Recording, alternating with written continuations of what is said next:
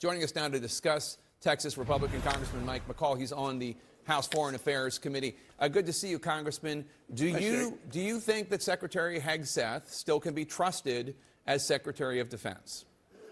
Look, I think they've taken a beating over this. I think there are lessons learned. You don't go on a signal to discuss future war plans, especially when you're putting American troops in harm's way. The good news is they were not jeopardized by this. I know the Secretary said this is unclassified information, but I think they've also learned the lesson. You got to do this stuff in secure comm space. When I discuss things like this, we're in the SCIF, which is a classified briefing room. Have a classified phone as well. Using this signal chat as a way to communicate, I think they learned their lesson and they fixed that problem. But I do think the point is well taken. The discussions about future attacks in the immediate near future against foreign adversaries should never be done on this type of communication device. And do you buy his explanation that at the time he was sharing this information on that signal chat, he was simultaneously in his mind declassifying it? It'd be nice to get briefed on this by the administration. I don't have all the details. I think the IG will be coming before Congress, on this. He does have the power to declassify, and I know that's been their suggestion all along, whether it be Mike Waltz to the Secretary of Defense or Wars, that this was unclassified. I know the CIA director, Ratcliffe, has said the same thing, that this was not classified information. I think that will be borne out by Congress. This has to be taken at hearings and briefings with the American people that we represent.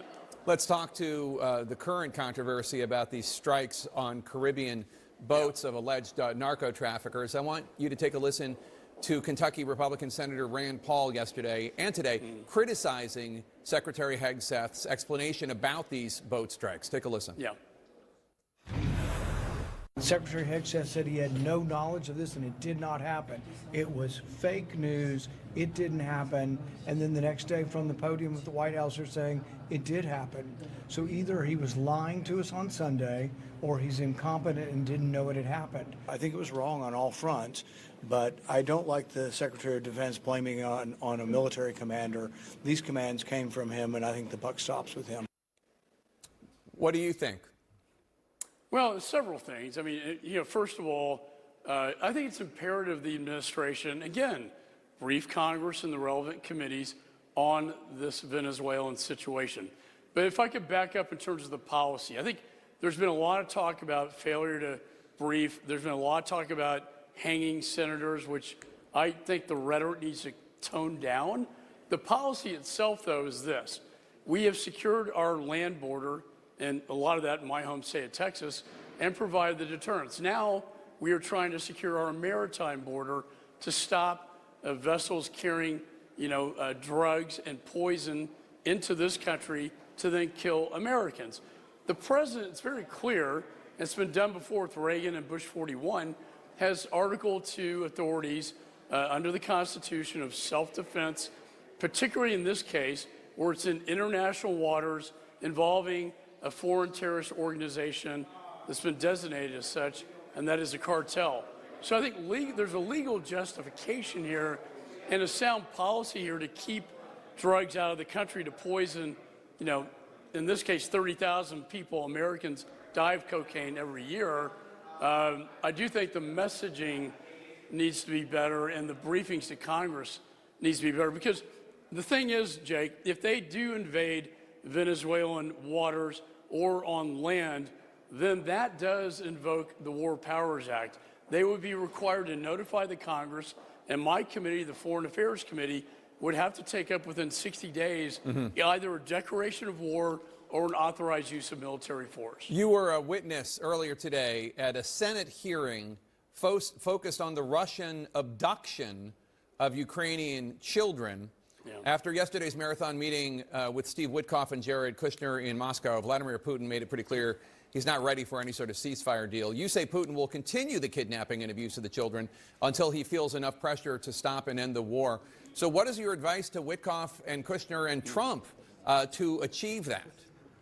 Well, I think number one is that the return of these 20,000 children, and now we heard today 43,000 in the occupied territories have been put in these indoctrination military camps to turn against their own country. And beyond that, it's Ukraine, Europe, and NATO itself, which really says a lot. So that has to be really high up in the priority in these negotiations.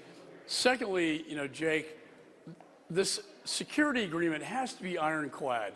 It cannot be like 1994, the Budapest Agreement, where Ukraine gave up all of its nuclear weapons for nothing, assurances that amounted to nothing, and then Russia invaded. That can't happen again.